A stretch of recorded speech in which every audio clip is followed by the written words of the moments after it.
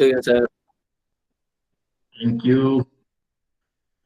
हाँ बेटा, मैंने आपको बोला था लास्ट क्लास में कि हम नेक्स्ट क्लास के अंदर एक तो आपका पेपर हुआ था मंडे को, वो डिस्कस करना है हमें, थर्मोडायनेमिक्स का ना। Yes sir. पहले आप लोग बेटा अपना टेस्ट निकालो, जिसकी जो प्रॉब्लम है मैंने बोला था टिक करके लाना है आपको, और मैं आपके ये प्रॉब्लम सामने रख रहा हूँ।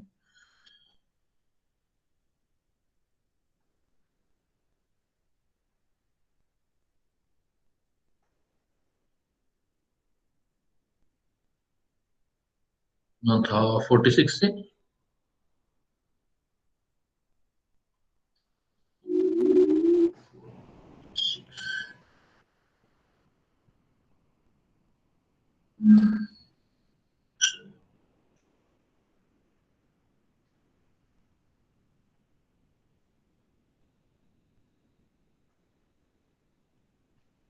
उसमें भी थर्मोडायनेमिक्स था क्या, फिजिक्स में भी आपका?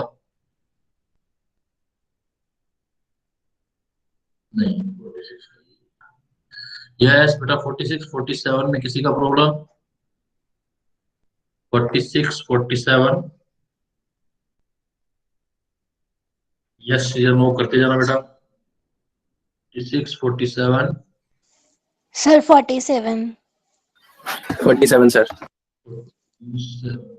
Let's see the 47.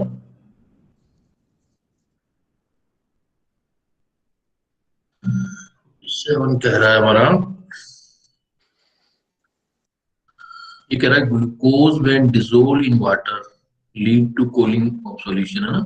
Suppose you take 250 millilitre of water, आपके पास 250 लीटर वाटर था, 250 litre water at room temperature in an open container. ठीक है, कंटेनर भी ओपन है।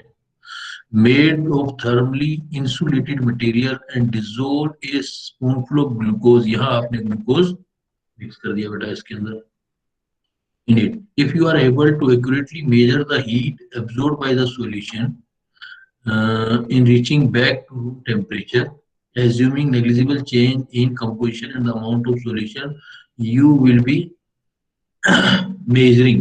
अच्छा, मतलब वो कहना चाहता है कि थ्योरेटिकल क्वेश्चन पूछ लिया कि आप मेजर क्या कर रहे हो, इसका मतलब देखो पहला पॉइंट है हमारा, जो पहला ऑप्शन है, अगर इसके अंदर हम क्या कर रहे हैं, एक तो बाउल हमारा ओपन है, देखो बेटा ओपन कंटेनर है, और मेड है थर्मली, यानी कि यहां से तो कुछ भी नहीं जाएगा बाहर, है ना। और डिजोल्व, बाहर से हीट आ नहीं रही है, सॉल्यूशन से हीट सिर्फ वो एब्जॉर्ब कर रहा है, सॉल्यूशन से हीट एब्जॉर्ब कर रहा है, क्योंकि उसने लिखा है कि जैसे ग्लूकोज आपने डाला उसके अंदर, measure the heat absorb by the solution reach to back the room temperature. Water at room temperature in open container such as bowl made of thermally insulated material, जो बाहर से कुछ नहीं लेना, आर एबल टू एक्यूरेटली। तो क्या check करना चाहते हो? पहला ऑप्शन देखो, the enthalpy of dissolution of glucose in water, enthalpy, the gives free energy of this solution glucose water, the work done atmosphere, the heat capacity of the dilution, the heat capacity of the dilution। देखो दो चीजें आपकी, या तो आप enthalpy बोल सकते थे या फिर आप हीट कैपेसिटी बोल सकते थे। जो भी आप हीट फ्लो करते हो तो Q is equal to N C V del T होता है बेटा, एनसी डेल टी होता है। Yes sir. और जो फार्मूला है, जस्ट फार्मूला तो यही है। अब हमने इसके अंदर क्या किया कि हमने ग्लूकोज का नंबर ऑफ मोल या अमाउंट जो भी लिया वो फिक्स ले लिया आपने ना, और टेम्परेचर चेंज जो है वो आप क्या कर रहे हो, देखो टेम्परेचर चेंज इस क्वेश्चन में एरिया, बस यहाँ क्वेश्चन अटका हुआ कि glucose when dissolve in water lead to cooling the solution. ग्लूकोज को जब आपने वाटर में डिसोल्व किया तो क्या हो गया, कूल हो गया ना, कूल हो गया तो टेम्परेचर क्या हो गया, डिक्रीज। डिक्रीज हो गया। तो डिक्रीज क्यों हुआ, क्योंकि कुछ हीट जो है सिस्टम ने एब्जॉर्ब कर ली। Suppose you take 250 millilitre water room temperature in an open container, open container में जैसे ही रूम टेम्परेचर पर लिया था तो हीट जब एब्जॉर्ब हुई तो टेम्परेचर डाउन हो गया, है ना। If you are able to accurate the heat absorb by the solution in reaching back to room temperature, negligible change, composition change हुआ नहीं, अमाउंट ऑफ सॉल्यूशन चेंज हुआ नहीं, तो एन कांस्टेंट। ठीक है, एन कांस्टेंट। और आपका अब क्या होगा कि वापस टेम्परेचर तो उतना ही मेंटेन कर दिया उसने जितना टेम्परेचर पहले था। तो डेल्टा टी चेंज हुआ तो ये क्यू जो हुआ आपके पास, क्यू इज इक्वल टू, या ये बोल सकते हो सी इज इक्वल टू, लिख सकते हो ना Q N by del T. तो जो यहाँ हीट कैपेसिटी मिल रही है वो कैपेसिटी सिर्फ किसका निकाल रहे हो आप, कि जो आपने इसमें वाटर ऐड किया उसका सॉल्यूशन निकाल रहे हो। Heat capacity N by del T. Enthalpy कब निकालते हैं हम, जब कांस्टेंट प्रेशर या वॉल्यूम कंडीशन दिया होता, तब हम कहते भाई Q P is equal to N C P del T. अगर वेसल्स बंद कर देते हम तो क्यू वी निकालते बेटा कांस्टेंट वॉल्यूम पर, तब होता N C V del T. तो ये केस तो है नहीं, ऐसा भी कुछ नहीं बोला उसने, क्योंकि उसने बोला है कि आपको टेम्परेचर को मेंटेन करना है, सिर्फ जो हो रही है ये एब्जॉर्ब हो रही है हीट, उसकी वापस हो रही है, तो हमें क्या निकाल रहे हैं एक तरह से हम। और ये तो कोई क्वेश्चन बन नहीं सकता कि फ्री एनर्जी तो इस तरह से निकालते नहीं हम, ये नहीं हो सकता। वर्क डन वाला कोई केस नहीं है, वो गैस होता ऊपर नीचे जाता सर तब। वो ए में ही डाउट था कि ए क्यों नहीं है। हाँ बस वो ए इसलिए कंडीशन नहीं गिवन, अगर प्रेशर या वॉल्यूम कांस्टेंट में कंडीशन देता ना वो हमें, देन हम बोल देते कि अगर प्रेशर कांस्टेंट दे देता तो हम बोल देते एंथैल्पी एट कांस्टेंट प्रेशर वाली या कांस्टेंट वॉल्यूम वाली। है तो ये भी एनर्जी ना, एंथैल्पी भी एनर्जी है, इंटरनल एनर्जी भी एनर्जी है, और सी भी एनर्जी है, कैपेसिटी भी हमारे पास एनर्जी है। तो जो हम यहाँ कैलकुलेट कर रहे हैं एक तरह से हीट कैपेसिटी कर रहे हैं। लेकिन सर अगर ओपन वेसल है तो फिर तो प्रेशर कांस्टेंट ही हो जाएगा ना, एटमॉस्फेरिक प्रेशर के इक्वल। हम प्रेशर कांस्टेंट जब लेते हैं जब ये बाकी वाली कंडीशन नहीं देती ना, टेम्परेचर कहता वापस मेंटेन कर रहे हो। जैसे देखो यहाँ क्या लिखा है कि आपने ग्लूकोज को डाला पानी के अंदर, तो ग्लूकोज कैसा हो गया, पानी कैसा हो गया, ठंडा हो गया। तो पानी ठंडा क्यों हुआ, इसका मतलब ग्लूकोज ने क्या ले लिया, हीट ले ली उससे। एब्जॉर्ब कर ली। तो हम बात ग्लूकोज की कर रहे हैं, तो ग्लूकोज की करते थे फार्मूला किया था ना, Q is equal to M S del T. Yes sir. जब एस को मेजर करते थे तो क्या कहते थे हम, एम क्या रखते थे, कांस्टेंट, कोई भी जैसे 1 ग्राम या 1 मोल कुछ भी फिक्स रखते थे ना। जब हम ये फिक्स रखेंगे और ये फिक्स रखेंगे तो क्यू जो मेजर होगा वो क्या किसकी बराबर आ जाएगा, हीट कैपेसिटी। हीट के। तो एक्चुअली क्या हुआ, अगर हमने कांस्टेंट अमाउंट रख दिया ना, उसने बोला देखो composition and amount solution during the process, क्या लिखा उसने, नेग्लिजिबल। टेम्परेचर भी चेंज नहीं किया, तो डेल्टा टी भी चेंज नहीं किया, मतलब ये भी कांस्टेंट किया और एम भी कांस्टेंट किया, तब जो हीट फ्लो होता है वो क्या होता है, फिक्स। वही तो हीट कैपेसिटी की डेफिनेशन है, जैसे हम किया था सी या एस की डेफिनेशन याद करो, तो हमने क्या बोला था उसमें, amount of heat to absorb raise the temperature. और इवोल्व, है ना, एब्जॉर्ब और evolve by changing 1 degree Celsius temperature by 1 mole substance, या जो भी आपने लिया 1 ग्राम सब्सटेंस। 1 ग्राम लेते थे तो एस बोल देते थे, और अगर 1 मोल लेते थे तो सी होती। तो हीट जो मेजर होती थी वो या तो हीट कैपेसिटी होती थी ना, स्पेसिफिक हीट होती थी, या हीट कैपेसिटी होती थी। तो एक्चुअली हम यहाँ मेजर अगर हमने फिक्स कर दिया ना, ये अमाउंट वगैरह हमने कहा कि ये कांस्टेंट रखा है, तो फिर ये आपका हीट कैपेसिटी होगा, वो एंथैल्पी। लेकिन जब एंथैल्पी फिक्स कंडीशन में होता है तो उसी को क्या बोलते हो आप, कैपेसिटी बोल दो। अगर इसकी वजह में ऐसा कह देता, ये अमाउंट चेंज कर देता, नेग्लिजिबल चेंज नहीं बोलता, मैं कहता कि ये 250 मिलीलीटर जो रूम टेम्परेचर पर है, ये भी मैं वेरी करता कि टेम्परेचर भी इतना चेंज है, तब कैलकुलेट कर देते ना, सी गिवन होता हमें, एन दिया होता हमें, डेल्टा टी भी दिया होता, तब हीट फ्लो करते तो वो कांस्टेंट प्रेशर पर होता तो एंथैल्पी हो जाता, और क्लोज में होता तो वॉल्यूम हो जाता। क्लियर, समझ गए। Yes, sir. Yes sir. हम किसी सॉल्यूशन में अगर एन भी वेरी कर रहे हैं और कांस्टेंट नहीं ले रहे, डेल्टा टी कांस्टेंट नहीं ले रहे, देन जब हम क्या कहते हैं, मतलब एन में फिक्स ले रहा हूँ 1 मोल, डेल्टा टी का चेंज 1 मोल ले रहा हूँ, तो हीट फ्लो ही होगा, लेकिन वो किसके बराबर हो जाएगा, वो हीट कैपेसिटी के। Heat capacity.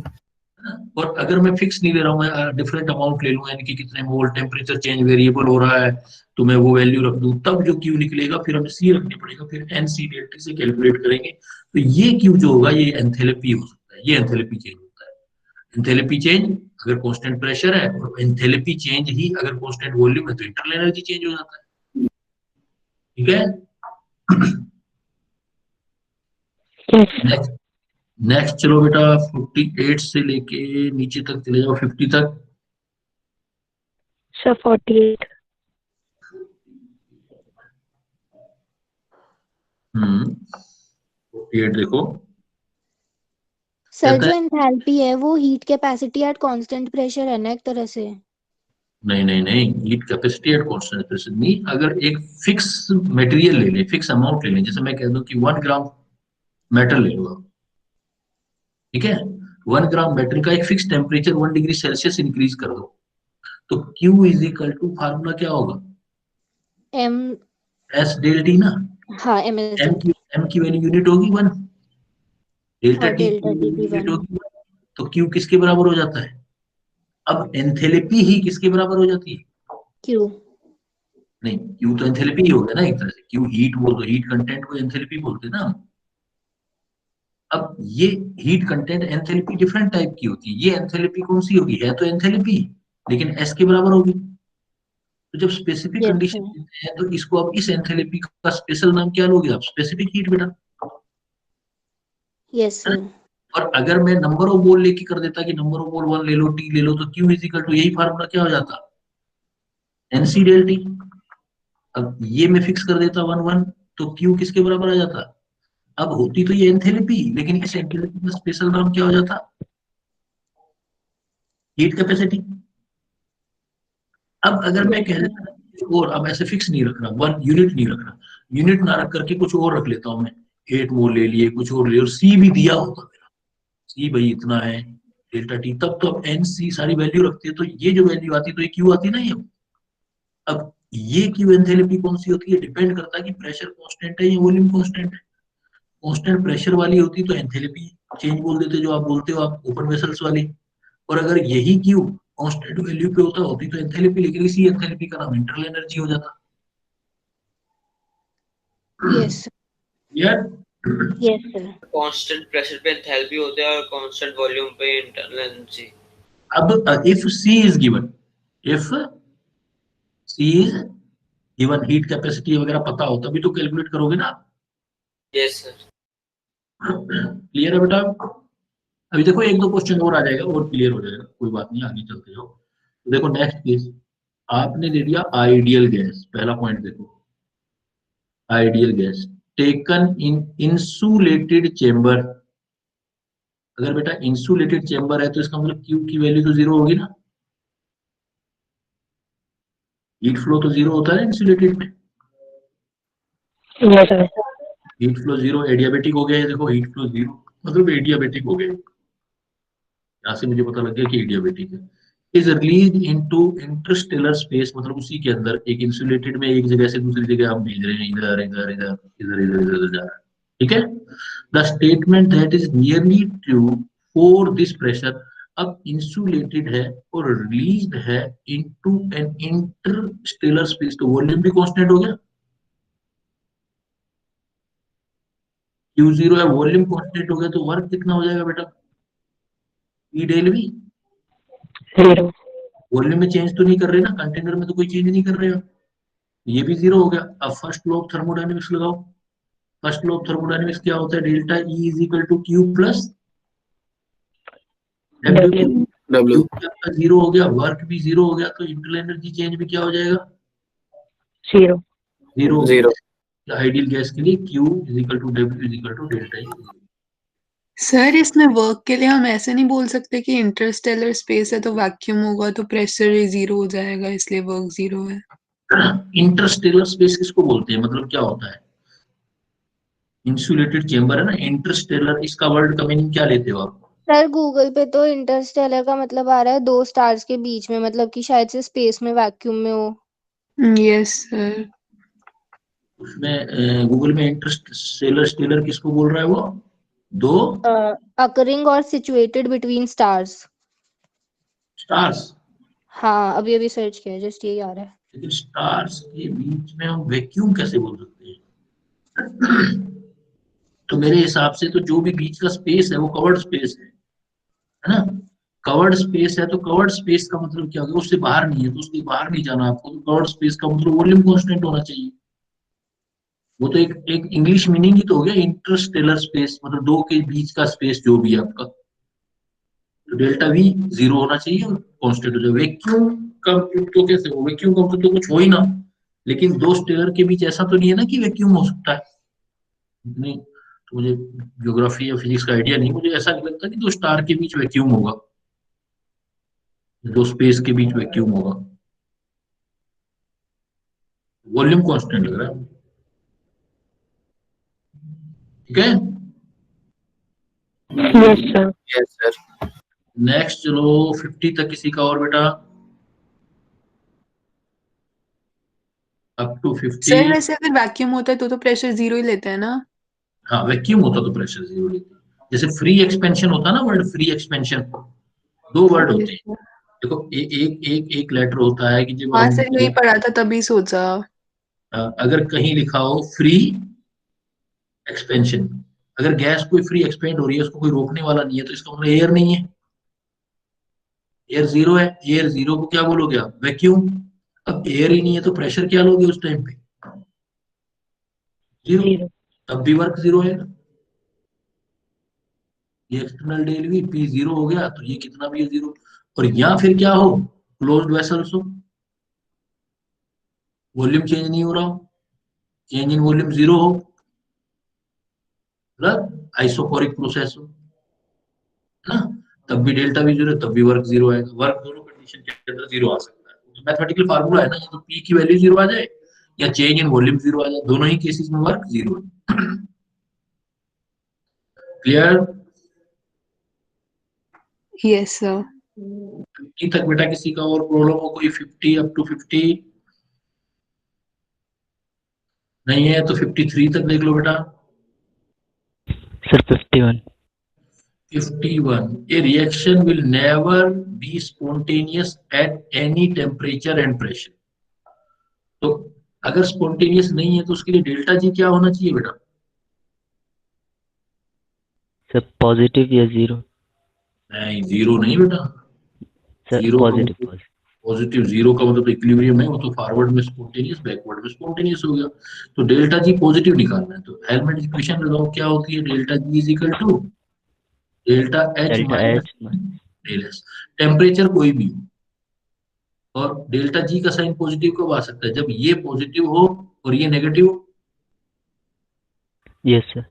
है ना।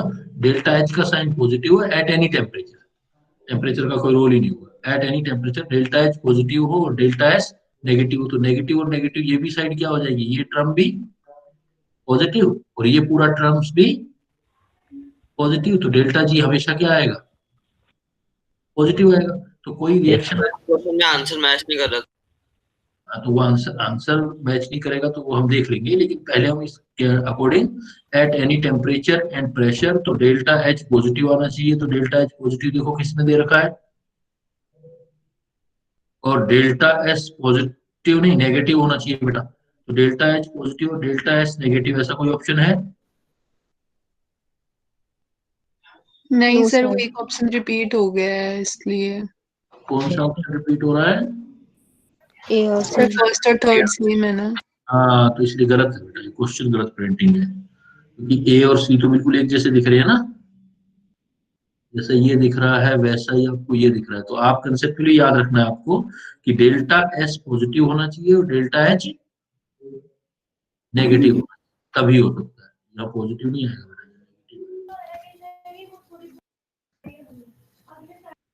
आपको डेल्टा जी पॉजिटिव चेक करना है बेटा। क्लियर? Yes, sir. किसी का और? सर 50. 50?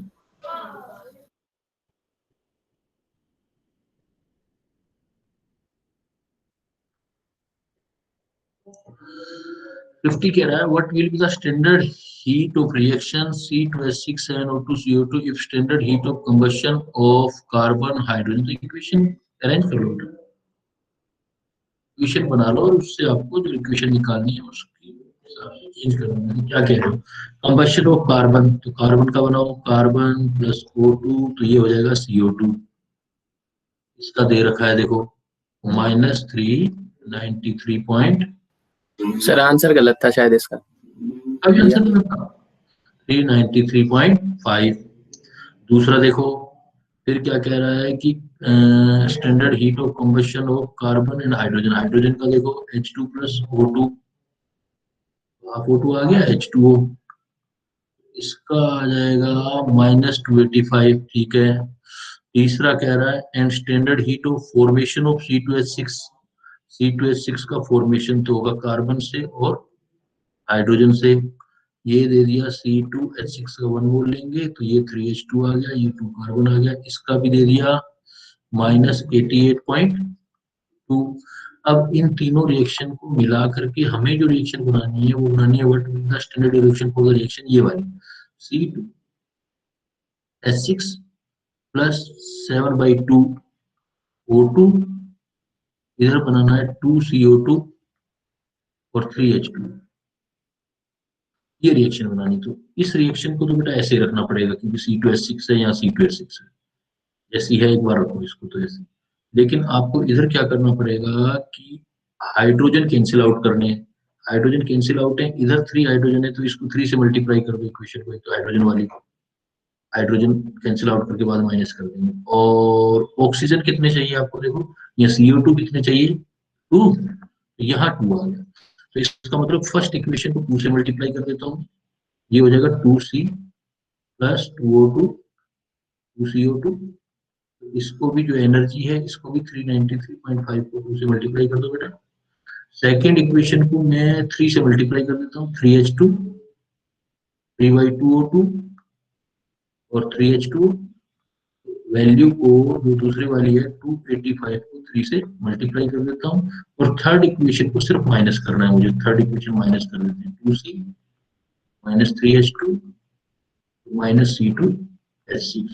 तो मतलब रिएक्शन उलट रहा हूँ, माइनस कर रहा हूँ तो माइनस पहले या माइनस माइनस प्लस आ जाएगा 88. अब ये रिएक्शन मेरे पास ये बन जाएगी। तो देखो जो बैलेंस कैंसिल होना वो कैंसिल कर दो, 2C से 2C कैंसिल हो गया, 3H2 से 3H2 कैंसिल हो गया, ये C2H6 इधर माइनस करके इधर ले आओ C2H6 और 2 ये और 3/2 ये, तो कितना होगा टोटल 3/2 का मतलब 1.5 3.5 होगा, 3.5 यही चाहिए मुझे।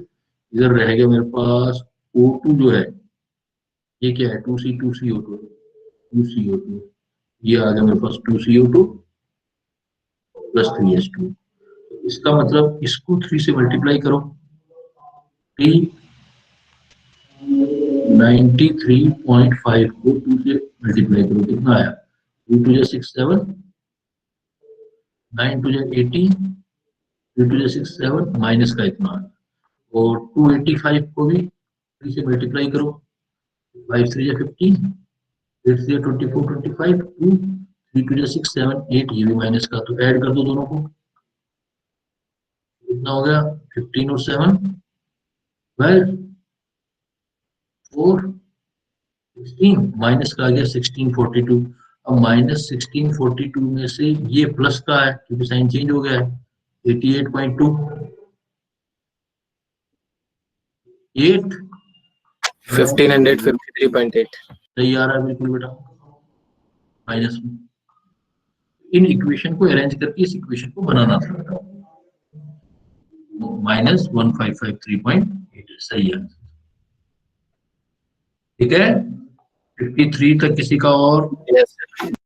सर वैसे इस वाले क्वेश्चन के लिए हमें जैसे कंबस्शन के लिए एंथैल्पी दी हुई थी CO2 और H2O की, उससे फॉर्मेशन की भी आ जाती है, और C2H6 की तो फॉर्मेशन ही दे रखी थी, तो हम सीधा पुट करके भी कर सकते थे। मतलब किसी भी तरीके से जो रिएक्शन गिवन है ना आपको ये रिएक्शन बनानी पड़ेगी। सी जैसे सी का कंबशन है तो सी की कंबशन की रिएक्शन बनाना पड़ेगा आपको, जो दिया होता है ना वो बनाना पड़ता है, उससे आप अरेंज कैसे भी कर लो चाहे। नहीं सर, C और O2 जैसे एलिमेंटल स्टेट में ही है तो इनकी तो जीरो ही हो जाएगी, तो फिर एंथैल्पी ऑफ कंबशन होगी वही, CO2 की फॉर्मेशन बन जाएगी, तो फाइनल इक्वेशन में तो वही है, तो सीधा पुट करके भी निकाल सकते हैं। C प्लस OH2 मतलब कह रहे हो standard heat of formation C2H6 का निकालना है, वो तो 88, तो हमें इसका निकालना नहीं है ना, नहीं CO2 की फॉर्मेशन यूज करके उसमें C2H6 की फॉर्मेशन दे रखी है, हाँ उन्होंने वैल्यू दे रखी है ना, उससे आपने CO2 की फॉर्मेशन दे रखी है, और 3H2 की, हाँ उससे भी कर सकते हैं, बात वही आ जाएगी देखो। ठीक है सर, है उसमें भी वही आ जाएगी, थोड़ा जो होगा वो फॉर्मेशन एंथैल्पी करना है तो ये भी कर सकते हैं देखो आप, तो उससे क्या है कि थोड़ी आपकी डायरेक्ट हो जाएगी रिएक्शन, जैसे C2H6 है ना यस सर, 7/2 O2 है, इधर क्या है 2 CO2 है और +3 H2 है। हमें किसकी बनानी है? हमें इस रिएक्शन की निकालनी है। तो एंथैल्पी ऑफ रिएक्शन निकालो। देखो इसका एंथैल्पी ऑफ रिएक्शन, तो आप बोलोगे product CO2 twice of enthalpy of formation of CO2 plus thrice enthalpy of formation of H2O minus oxygen की तो लेनी नहीं, एलिमेंट्री स्टेट है। एंथैल्पी ऑफ और फॉर्मेशन ऑफ C2H6 की दी हुई है। H6 है, तो सेम चीज यही आ जाएगी। देखो 2 फॉर्मेशन ऑफ CO2 देखो कितना आया था आपका जो पहला -393 ये था ना। Yes sir. यही चीज आ रही है सारी जो हम कर रहे हैं। देखो 3 फॉर्मेशन एंथैल्पी कितना आ गया 285 ना, माइनस एंथैल्पी ऑफ फॉर्मेशन मतलब -88.2 कैलकुलेट करोगे तो वही चीज आएगी बेटा। देखो कर सकते हो, ऐसे भी कर सकते ओके सर। हो, ऐसे थोड़ा शॉर्टकट हो जाएगा फिर। Yes sir. नेक्स्ट चलो बेटा 53 तक किसी का और 53 नहीं है तो आगे चलो 54 से लेके 56 तक।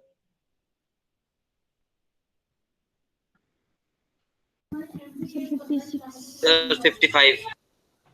55 3 sample of 100 gram water, sample first, second, third, initially kept at 1 atm pressure and 298 Kelvin, given the following. now ये कह रहा है 3 sample of 100 gram water, sample first, second, third, initially kept 1 atm pressure were given the following treatment. sample first, ये sample first लिया, ये आपके पास था 100 gram water है और 1 atm प्रेशर है और 298 केल्विन टेम्परेचर, ये फर्स्ट होगा। इसको आपने किया हुआ heated to 320 kelvin and cool to 298 kelvin. पहले इसको हीट किया, अगर मैंने इसको हीट किया तो कहां पर ले गया 320 केल्विन, तो लास्ट कहाँ है? लास्ट टेम्परेचर तो 298 ही है ना, जहाँ गए वहीं तो पहुंचे वापिस। सर एक बार फिर से बता देना। सर तीनों में सेम ही है। हाँ बेटा 298 केल्विन से गए और 298 पर वापस पहुंच गए आप, चाहे गर्म करके वापस ठंडा करके तो 298 पर ही पहुंचे ना, इसमें तो कुछ बताने वाली बात ही नहीं है। आपने 298 केल्विन से गर्म किया किसी चीज को, फिर गर्म करके वापस 298 केल्विन तक ठंडा कर दिया, टेम्परेचर में कोई चेंज आया नहीं आया? No sir. नहीं आया तो इसका मतलब एनर्जी क्या रहेगी उसकी? सेम रहेगी। सेम रहेगी, क्योंकि इंटरनल एनर्जी तो टेम्परेचर पे डिपेंड करती है ना। Yes sir. दूसरा देखो, दूसरे में भी कहता है दूसरे वाले को भी चाहे कितना ही गर्म किया लेकिन लास्ट में कितने तक पहुंचा दिया वापस? 298 केल्विन। सीधी सी बात है, इंटरनल एनर्जी किसका फंक्शन होता है बेटा? टेम्परेचर। टेम्परेचर। टेम्परेचर चेंज होगा तभी तो इंटरनल एनर्जी चेंज करोगे ना। तो हर किसी में स्टार्ट किया 298 केल्विन से, लास्ट हर किसी में देखो कितना आ रहा है 298 केल्विन ही आ रहा है, टेम्परेचर सेम आ रहा है बेटा लास्ट वाला। तो टेम्परेचर चेंज हो ही नहीं रहे, टेम्परेचर चेंज नहीं हो रहे हैं तो इंटरनल एनर्जी भी चेंज नहीं होगी, तो क्या हो जाएगा सबके अंदर? सर पर एक बार के लिए तो टेम्परेचर 298 से चेंज होगा ना, अगर हम हीट करेंगे तो। चेंज होगा तो बाद में ठंडा करके तो वापस उसी टेम्परेचर पे पहुंचा दिया ना। Yes sir. तो फाइनल स्टेट और इनिशियल स्टेट चेक करोगे ना, आपको बीच का प्रोसेस थोड़ी चेक करोगे। Okay sir. इनिशियल स्टेट से फाइनल स्टेट चेक करो टेम्परेचर बस। अगर टेम्परेचर चेंज हो रहा है तो चेंज होगा, नहीं तो नहीं होगा, बीच में चाहे चेंज करते रहो। Okay sir. ठीक है ना। नेक्स्ट चलो बेटा 58 तक। सर 57। 57 है, एक gas shows positive Joule Thomson effect. एक बताया था ना कि एक कोई गैस कूलिंग शो करती है, फिर एक टेम्परेचर आता है, गैसीय स्टेट में पढ़ा था हमने, कूलिंग से हीटिंग शो करती है। एक बीच जिस टेम्परेचर से ये वेरिएशन आता है उसको कौन सा टेम्परेचर बोलते हो आप? Inversion temperature. इन्वर्ट हो रहा है इफेक्ट, यही जूल थॉमसन इफेक्ट है। सर एक और बार समझा दो, हमने ये पढ़ा नहीं था ना। हाँ, तो अगर कोई भी गैस है, जैसे कोई बैलून है, देखो बैलून, ये बैलून है, अगर बैलून से को पिन कर दो आप, तो बैलून से गैस बाहर निकलेगी, तो बाहर निकल के ये गैस फैलेगी ऐसे। तो इस गैस को टच करके देखोगे ना, तो ये कूलिंग इफेक्ट देगी आपको। इस बैलून को रूम टेम्परेचर Yes, sir. आपने रूम टेम्परेचर पर गैस एक्सपेंड हुई, इसको बोलते हैं adiabatic expansion. Adiabatic expansion word पढ़ा था ना हमने। Yes, sir. Yes, sir. Adiabatic expansion क्या होता है? Cooling effect. लेकिन अगर ये रूम टेम्परेचर की बजाय आप प्रैक्टिकल टेम्परेचर बढ़ाते जाओ, करते जाओ, बढ़ाते जाओ, करते जाओ, तो एक टेम्परेचर ऐसा आएगा, यही गैस कूलिंग इफेक्ट नहीं देगी। फिर और टेम्परेचर बढ़ाते जाओ, और टेम्परेचर बढ़ाते जाओ, तो एक टेम्परेचर ऐसा भी आ जाएगा जिस पर यही कूलिंग क्या देने लग जाएगी आपको? हीटिंग। तो किसी भी गैस का एक पार्टिकुलर टेम्परेचर होता है जिस पर वो एक्सपेंड होने पर अपना इफेक्ट कूलिंग से हीटिंग चेंज कर देती है। उस टेम्परेचर को हम इन्वर्जन टेम्परेचर बोलते हैं। इन्वर्ट कर देती है अपना एक्सपेंशन का इफेक्ट, कूलिंग से हीटिंग करती है, उसको हम इन्वर्जन बोलते हैं। Okay. भाई क्रिटिकल तो हो ही नहीं सकता था। क्रिटिकल टेम्परेचर तो किससे रिलेटेड था? लिक्विड। लिक्विफिकेशन ऑफ गैस से। Liquefaction of gas Boyle temperature नहीं हो सकता था, क्योंकि बॉयल टेम्परेचर किससे रिलेटेड था? आइडियल गैस से। ट्रांजिशन टेम्परेचर और इन्वर्जन टेम्परेचर में कंफ्यूजन होना चाहिए था, लेकिन ट्रांजिशन टेम्परेचर में तो कोई फिजिकल स्टेट चेंज होती है, यहाँ पर फिजिकल स्टेट चेंज नहीं हो रही, वो ट्रांजिशन नहीं हो रही, यहाँ तो इफेक्ट चेंज हो रहा है। जो गैस एक्सपेंड होने पे कूल होती है, वो हाई टेम्परेचर पर जाके हीटिंग शो करने लग जाती है। तो ऐसे टेम्परेचर को जिसमें ये इफेक्ट चेंज होता है, उसको हम इन्वर्जन बोलते हैं। ये एक्सपेरिमेंट जूल थॉमसन ने किया था, इसलिए इसको Joule Thomson effect. Okay sir. Yes sir. चले आगे बेटा। Sir 58। A reversible expansion is reversible expansion. अगर रिवर्सिबल प्रोसेस कोई भी होता है, तो रिवर्सिबल प्रोसेस में इज इक्वल टू, देखो एंट्रोपी का डेफिनेशन किया था डेल्टा एस। डेल्टा एस की बेसिक डेफिनेशन क्या थी? क्यू रिवर्सिबल बाई टी थी। Yes sir. Q reversible by T. A reversible expansion कर रहे हो आप, तो रिवर्सिबल एक्सपेंशन में आपको बताना है कि क्या चीज होगी। तो ए रिवर्सिबल एक्सपेंशन, तो ए रिवर्सिबल एक्सपेंशन में कौन सी चीज कांस्टेंट होगी? भाई क्यू रिवर्सिबल जो है वो तो 0 होगा ना, तो डेल्टा एस में चेंज नहीं आएगा। या ये कहो आप, भाई ए से बी में एक रिवर्सिबल प्रोसेस हुआ, सपोज ए से बी में रिवर्सिबल हुआ, जितना हीट इधर गया तो प्लस क्यू हो गया, वापस इधर आ गए तो ये क्या हो जाएगा? Minus Q. तो नेट क्यू चेंज क्या हो गया प्रोसेस में? 0। 0. अब मैं एंट्रोपी के डेफिनेशन में रखूंगा, तो delta S is equal to formula क्या होता है? क्यू रिवर्सिबल अपॉन में टी। तो क्यू की वैल्यू 0 हो जाएगी, टी कितना भी हो तो बेटा, लेकिन डेल्टा एस कितना हो जाएगा? 0। 0। तो डेल्टा का मतलब चेंज, एस का मतलब एंट्रोपी, तो एंट्रोपी चेंज क्या आया? 0। तो एंट्रोपी चेंज 0 हो गया, तो एंट्रोपी क्या होगी? एस क्या होगा?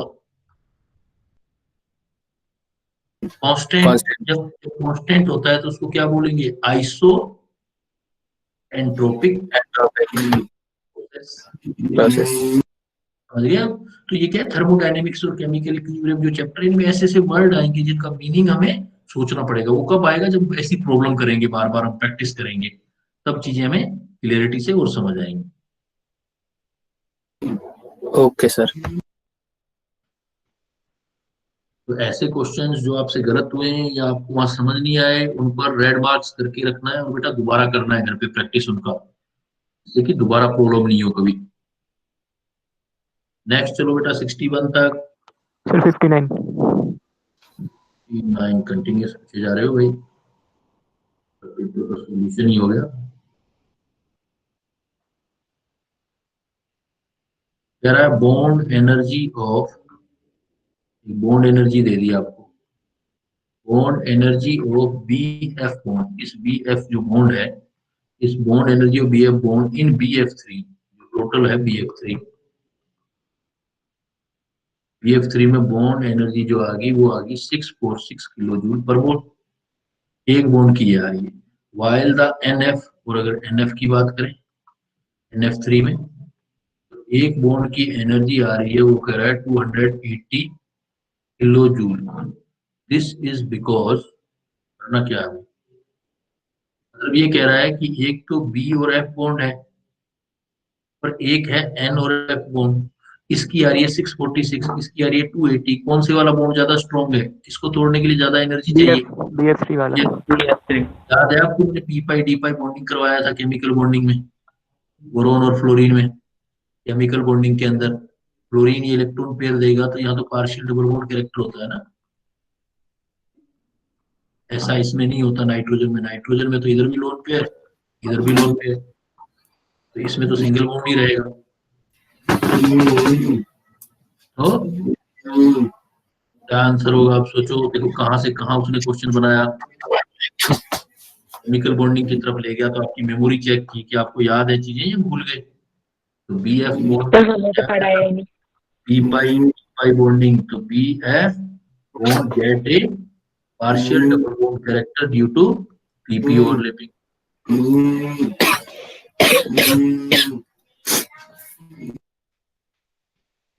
इसकी 1 तक किसी का और?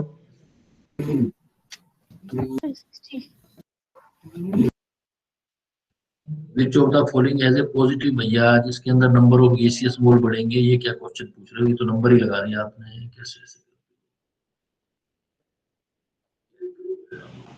ये क्वेश्चन देखो आप पूछ रहे हो, विच of the following is positive entropy change. Positive entropy change का मतलब क्या होगा? इसमें एंट्रोपी बढ़ेगी। ये H2 का एक गैस पार्टिकल ये लिक्विड गैस से लिक्विड में होगा, तो एंट्रोपी बढ़ेगी या घटेगी? ये जिसने पूछा है वो बोल तो लो। नहीं, जिसने पूछा है मैं उससे पूछना चाहता हूँ, उसका दिमाग तो कुछ खुले ना। पॉजिटिव एंट्रोपी का मतलब एंट्रोपी बढ़ेगी। पहला ऑप्शन देखो, H2 गैस से H2O लिक्विड, गैस से लिक्विड में जाओगे, एंट्रोपी बढ़ेगी या घटेगी बेटा? बोल दो बेटा, समझा रहा हूँ, दोबारा गलती ना हो इसलिए क्वेश्चन पूछा जिसने।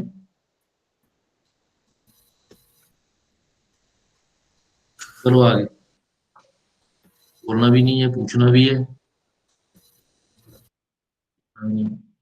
सर 61।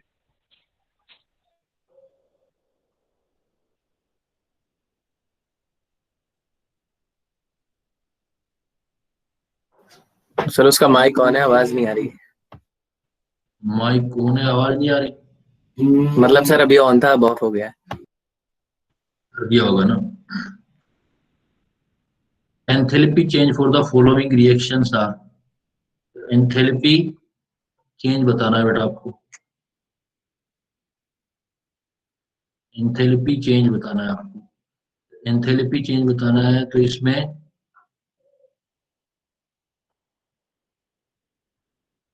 अच्छा सा क्वेश्चन होता है तो समझ आता है कि भाई यहाँ थोड़ा मुश्किल हो गई बच्चे को। सिंपल से क्वेश्चन नहीं करते तो थोड़ा मेहनत तो करना पड़ेगा ना, अगर डॉक्टर बनना है तो।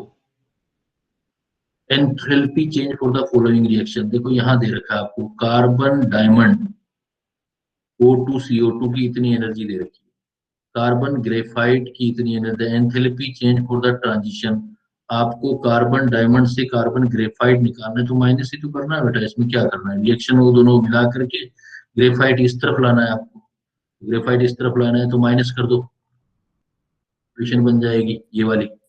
माइनस करोगे, बना लेना है, कर लेना फिर। Okay sir.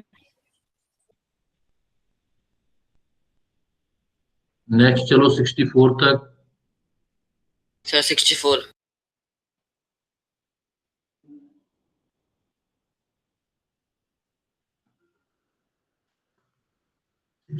कह रहा है रिएक्शन का डेल्टा H दिया हुआ है इतना किलो जूल पर मोल, एंट्रोपी दे रखी है जूल। देखो मैंने आपको कराते हुए न्यूमेरिकल करवाते टाइम भी कहा था कि ये गलती बहुत सारे बच्चे करेंगे।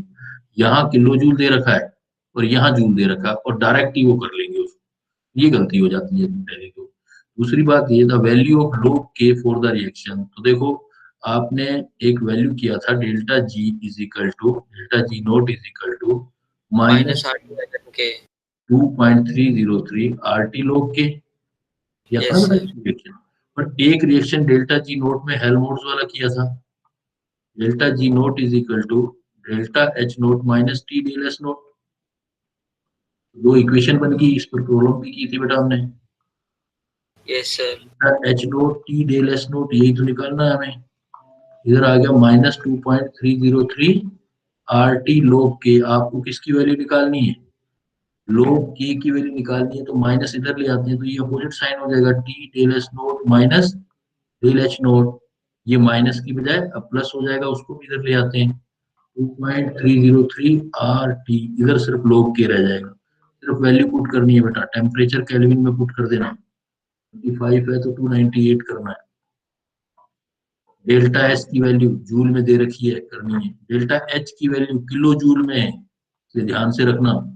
4.08 इंटू 10⁻³ जूल में रखनी है। यहाँ पर सारी वैल्यू पुट कर दो। आर की वैल्यू जूल वाली रखनी है 8.314, लोग के का वैल्यू कैलकुलेट हो जाएगा। Okay sir. सर 63 बता देना।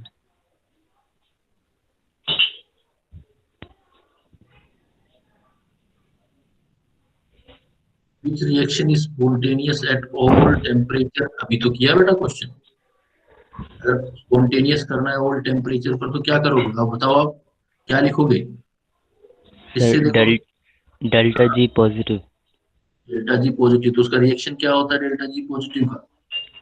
Delta H minus T delta S. Minus T delta S. Delta G positive बनाने के लिए हमेशा टी कुछ भी हो जाए, डेल्टा एच क्या रखना पड़ेगा? पॉजिटिव। पॉजिटिव। और डेल एस कितना रखना पड़ेगा? नेगेटिव। नेगेटिव रखना ओके सर। पड़ेगा ना। Yes sir. इसका आंसर गलत है। एक्सोथर्मिक रिएक्शन में तो डेल्टा एच क्या होगा? नेगेटिव होगा सर उसमें तो। Endothermic reaction with decrease in entropy है। नहीं, ये गलत कर दिया ना। हमें क्या करना है? स्पॉन्टेनियस करना है, नॉन स्पॉन्टेनियस करना है? स्पॉन्टेनियस करना है। डेल्टा जी नेगेटिव। स्पॉन्टेनियस करना है तो डेल्टा जी पॉजिटिव नहीं चाहिए, डेल्टा जी क्या चाहिए हमें? नेगेटिव। स्पॉन्टेनियस का मतलब होता है डेल्टा जी नेगेटिव, तो इसके लिए डेल्टा एच नेगेटिव और टी डेल एस पॉजिटिव चाहिए, तभी नेगेटिव ये नेगेटिव चाहिए mathematically. Yes sir. Delta G is equal to delta H minus T del S है। तो डेल्टा एच एक्सोथर्म, ये हमें क्या चाहिए? हमें स्पॉन्टेनियस चाहिए, नेगेटिव वैल्यू चाहिए।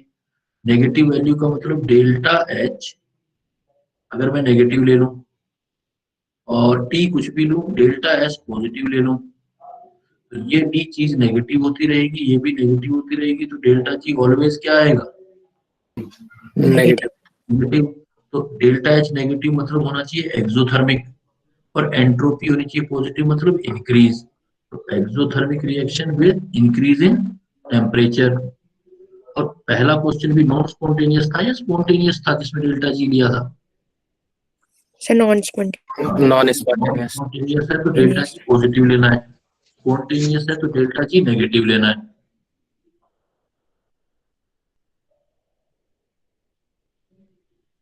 नेक्स्ट चलो फिर 65 से 67 तक। 65 से 67। सर 66। 66 इसमें कह रहा है at 298 Kelvin change in internal energy for complete combustion allotrope of carbon and enthalpy of formation CO2 and the enthalpy of दोनों दे रखी है। एक तो फुलरीन का कंबशन और इसका ये दे रखा है enthalpy of formation of carbon 60 दे रखा है, निकालना है। तो पहले तो इनकी रिएक्शंस लिखो। कंप्लीट कंबशन ऑफ फुलरीन, तो फुलरीन का कंबशन लिख लेते हैं O2 से, तो ये बनाएगा CO2 और प्लस बनाएगा, नहीं सिर्फ CO2 बनेगा ये तो यस सर सीसी। भाई CO2। तो हमारे पास ये रिएक्शन दे रखा है, इसकी एनर्जी दे रखी है, और क्या दे रखा है? Enthalpy of formation of CO2 भी दे रखा है, enthalpy of formation of carbon 60। तो ऐसे लिख लेते हैं ना, enthalpy of reaction is equal to, balance कर दो इसको, कार्बन 6 है तो 6 कर दो, 60 कर दो, कार्बन 60 ऑक्सीजन 60 बैलेंस हो गया। तो enthalpy of reaction is equal to enthalpy of formation of CO2 into 60। O2 elementary state है, लिखना नहीं है, कार्बन 60 तो एलिमेंट्री स्टेट नहीं है ना, तो इसका enthalpy of formation of carbon 60 लिख लो। ओके सर, हो जाएगा फिर तो। सर वो मैंने C16 को 6 इंटरनल एनर्जी दे रखी है ना, एंथैल्पी तो नहीं दी है।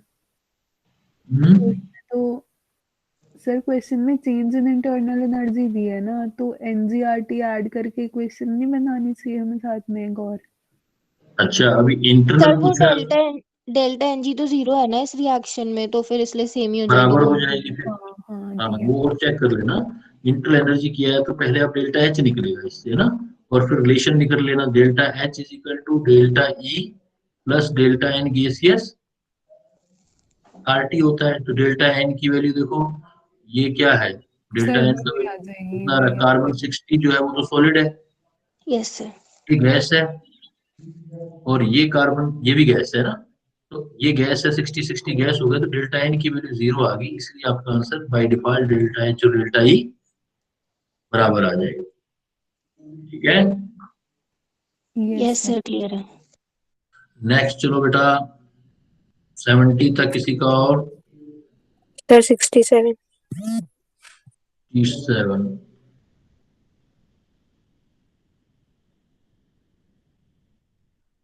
कह रहा है lattice enthalpy and enthalpy of solution in water for solid इतना एंड इतना, if the solution of Na positive Cl negative are in ratio इतना, तो एंथैल्पी ऑफ हाइड्रेशन आ गई।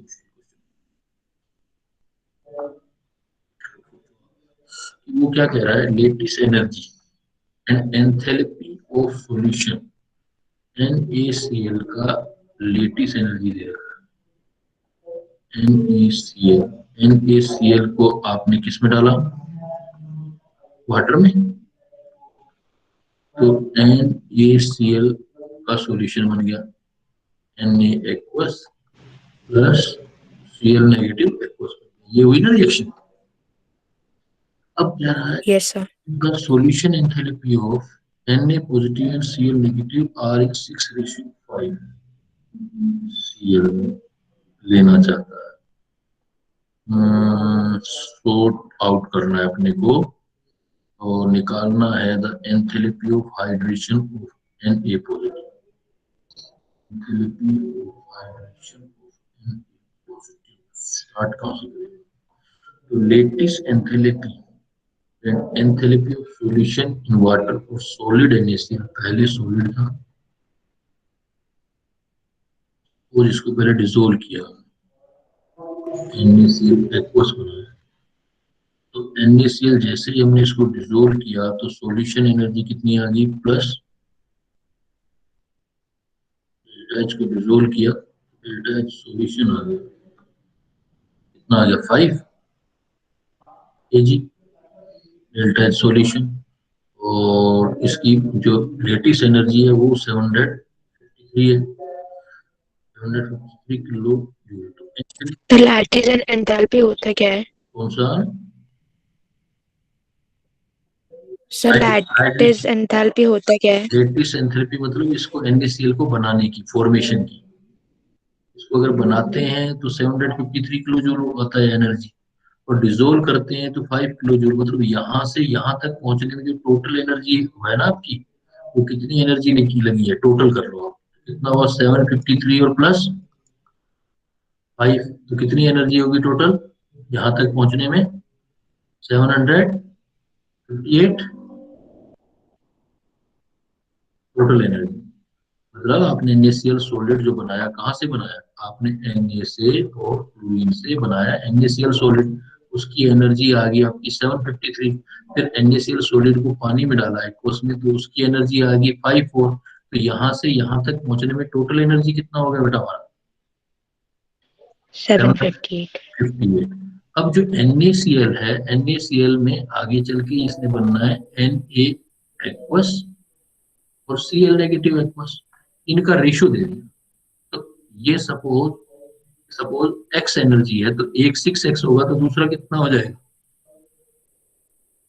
5x 5x और टोटल किसके इक्वल आ रहा है 6 और 5x कितना हो गया 750 अगर देखें ऐसे करके 11x हो गया ना 11x किसके इक्वल आ रहा है 758 के तो x की वैल्यू क्या आ रही है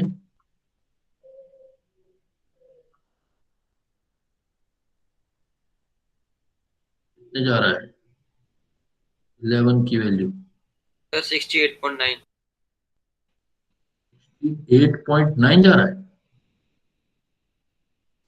सर ये जो रेशियो दिया है हमें, ये तो सॉल्यूशन एंथैल्पीज का दिया है और हमने तो सॉल्यूशन एंथैल्पी के साथ लैटिस एंथैल्पी भी ऐड करके लिया है, ये जो हमने। हाँ तो वो यहाँ तक पहुंचने के बाद है ना NaCl एक्वस बना दिया ना आपने NaCl एक्वस में हमें नहीं पता कितना एनर्जी हम रेशियो में हमने एक को x ले लिया तो एक 6x लगा तो दूसरे का कितना लगेगा हमारा 5x लगेगा उसी तो हमें हाइड्रेशन एंथैल्पी निकालनी पड़ेगी ना हमें तो 6s और 5x तो टोटल कितना आ रहा है 6 और 5 11x 758 एक बार इसको करो मैं फिर बताता हूँ आपको कुछ इजी नहीं है ना x की वैल्यू कितना आया यहाँ से सर 69 आ गई अप्रोक्स अप्रोक्स 69 आ गई अब अप्रोक्स 69 आ गई हमें किसकी निकालनी है Na की तो Na कितना है टोटल हमारा 6x से मल्टीप्लाई 6 इंटू 69 देखो अप्रोक्सीमेट कितना आ रहा है 954 5 6 is 36 ये आ रहा है इतना ही आ रहा है ना नहीं कितना है 6 is 36 और 5 41 आंसर सारे बिल्कुल क्लोज आ रहे हैं 414 414 एक्यूरेट निकालना पड़ेगा ना 414 क्योंकि 412 भी दे रखा है और 4 कितना भी दे रखा है तो मुझे लगता है कि ये इसमें ये चीज की है कि लेटिस एंथैल्पी मतलब NaCl अगर बन रहा है और NaCl को वाटर में डिसोल्व कर रहे हैं तो ये दोनों एनर्जी जब डिसोल्व कर रहे हैं तो उसमें कुछ दिया नहीं उसमें कि यहाँ पे लेटिस एंथैल्पी कह दिया तो लेटिस एंथैल्पी होती है माइनस में लेटिस एंथैल्पी पहले वाली लेटिस वाली एनर्जी देखते हैं 753 और enthalpy of solution in water ये है एंडोथर्मिक रिएक्शन तो ये डेल्टा H आ रहा है सर अगर हम इसमें 5 किलो जूल ऐड नहीं करते 753 में तो हमारा 408 आ रहा है अप्रॉक्स 753 तो डेल्टा H सॉल्यूशन लेते हैं तो अगर मान लो ये माइनस रिलीज हो रहा है इसको +5 दे रहे हैं तो ये कितना हो रहा है टोटल देखो 753 में से 5 जा रहा है तो ये 748 हो रहा है ना 48 है ना अब 748 हो गया अब वो जो है वो 11x के इक्वल है 748 तो x की वैल्यू अब देखो कितनी आ रही है 748 सर 68 68 आ रहा है 6 यस सर ये कितना आ गया पूरा जा रहा है क्या यस सर पूरा पूरा जा रहा है तो ये हो सकता है 68 हो गया अब 68x की वैल्यू आई तो हमें किसकी निकालनी है सोडियम की और सोडियम का रेशियो पहले वाला है 6 वाला कितना आ जाएगा देखो 8 6 48 408 लेकिन क्योंकि ये माइनस का 753 था प्लस का 5 था तो -748 हुआ -748 हुआ तो x की वैल्यू -748 में आई तो x की वैल्यू -68 आई तो लैटिस एंथैल्पी में नेगेटिव क्यों लिया था देखो लेटिस एंथैल्पी मतलब किसी चीज का बनना होता है लेटिस का मतलब है फॉर्मेशन और फॉर्मेशन वैल्यू किस में होती है फॉर्मेशन एनर्जी जब कोई चीज बनती है तो एनर्जी रिलीज होती है यस और जब जब किसी चीज को तोड़ते हैं तो लेनी पड़ती है तो हमारे पास क्या है लेटिस एंथैल्पी जो है बिकॉज जो हमारे पास लेटिस एंथैल्पी आया तो बनने का एंथैल्पी आया बेटा ना तो बनने का एंथैल्पी आया इसलिए आपने नेगेटिव में लिया ओके सर और दूसरा सर क्या हमें कैसे पता एक अब दूसरा पॉइंट जो था ना ये आपका प्रॉब्लमेटिक था कि जब NaCl को अब इस चीज का नॉलेज होना चाहिए था कि जैसे अभी आपने कहा था कि जब ग्लूकोज को पानी में डाला था, एक क्वेश्चन किया था आपने। ग्लूकोज को वाटर में डालते हैं तो सॉल्यूशन गर्म होता है या ठंडा होता है? ठंडा होता है। ठंडा होता है, कोल्ड। इसका मतलब ये एनर्जी जो है इस प्रोसेस ने ले ली, इसलिए कैसा प्रोसेस था हमारा? एंडोथर्मिक। एंडोथर्मिक, उसे दिया था ना एंडोथर्मिक। इसी टाइप से अगर NaCl को भी, अगर नमक को कभी पानी में डालना, आप NaCl को वाटर में डालोगे फिर टच करके देखो तो आपको ठंडा सा लगेगा, इसका मतलब सॉल्यूशन कोल्ड हो रहा है। अगर सॉल्यूशन कोल्ड हो रहा है तो एनर्जी एब्जॉर्ब कर रहा है NaOH डिसोल्व होने पर, तो ये भी कैसा प्रोसेस है? कोल्ड हो रहा है तो एंडोथर्मिक। एंडोथर्मिक। एंडोथर्मिक, इसलिए हमने क्या कहा कि प्रोसेस एंडोथर्मिक है, तो जो सॉल्यूशन है वो कोल्ड होने का मतलब है एंडोथर्मिक। ये NaOH जब डिसोल्व करते हैं ना, हीट देता है, ग्लूकोज में देता है और ये NaOH में देता है, ये मतलब सॉल्यूशन आपका कैसा रहेगा? हीट लेगा ये प्रोसेस, ऐसा करने पर हीट लेगा, हीट लेगा तो हीट एब्जॉर्ब करेगा, तो इसका मतलब प्रोसेस जो है वो हमारे पास एंडोथर्मिक है। तो ये चीज याद करने वाली थी, इसने यहाँ क्वेश्चन फंसा रखा था, यहाँ उसको साइन देना चाहिए था, साइन दिया नहीं था इसलिए कंफ्यूजन हो गया। तो जहां भी दोनों का साइन नहीं दिया तो हमें लेना था। तो टोटल एनर्जी कितनी लगी देखो, बनाने में पहले NaCl के बनने में इतनी एनर्जी रिलीज हुई -753, लेकिन NaOH को फिर वाटर में डिसोल्व सॉल्यूशन बनाने में उल्टा एनर्जी देनी पड़ी क्योंकि एंडोथर्मिक है, इसलिए मैंने कौन सी एनर्जी ले ली? टोटल Na पॉजिटिव और Cl नेगेटिव बनाने में मुझे +5 एनर्जी देनी पड़ी, और जो देने वाली Na पॉजिटिव और Cl नेगेटिव मतलब NaOH को जब मैंने वाटर में डिसोल्व किया तो ये जाकर के Na में डिसोल्व हो गया एक्वस में, और ये जाकर के Na में Cl नेगेटिव में डिसोल्व हो गया। तो यहाँ पर जो एनर्जी उसने दी है वो कह रहा है कि ये जो टोटल एनर्जी लगी यहाँ तक कितनी लगी, यहाँ से यहाँ आने में, वो ये लगी ना एनर्जी -753 और +5, तो टोटल एनर्जी कितनी लगी यहाँ से लेके यहाँ तक? -748। लेकिन वो किस रेशियो में लगी? कहता है Na के लिए या Cl के लिए जो एनर्जी लगी है वो 6:5 है। सपोज मैं एक 6x ले लेता हूँ तो दूसरा 5x लूंगा, तो तब मैंने ये किया कि 6s + 5x जो टोटल एनर्जी है वो -748 डिसोल्व करनी, तो x की वैल्यू निकाल ली, x की वैल्यू को फिर हमने 6x क्लियर? सर वैसे एग्जाम में मतलब ये क्या होता है, माइनस होगा तो दिया हाँ होगा? भाई, यहाँ तो दिया हो, नहीं हो तो जब प्रैक्टिस करते हो तो आप याद कर लिया करो भाई, जैसे जैसे जो क्वेश्चन आते जाते हैं कि सॉलिड NaCl को पानी में डिसोल्व करेंगे तो ये एंडोथर्मिक प्रोसेस होगा।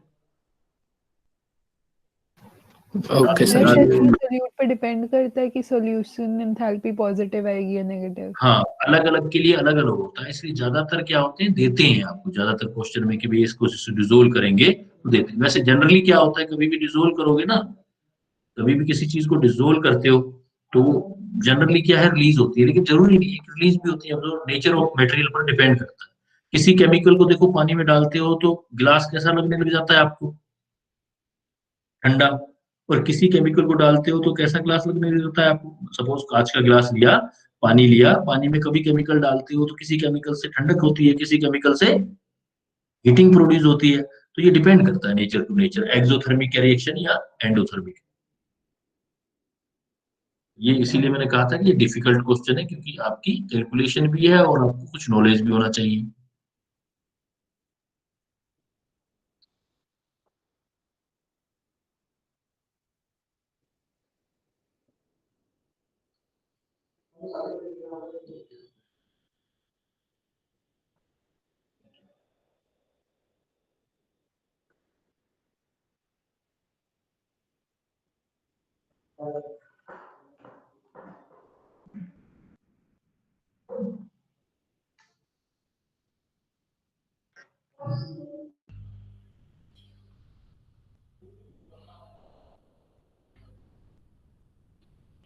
कितने तक हो गया, कौन सा नंबर हो गया था बेटा? 67 तक? Yes sir. Yes sir. तो 67 से फिर आगे चलो, 67 से आगे 70 तक किसी का प्रॉब्लम?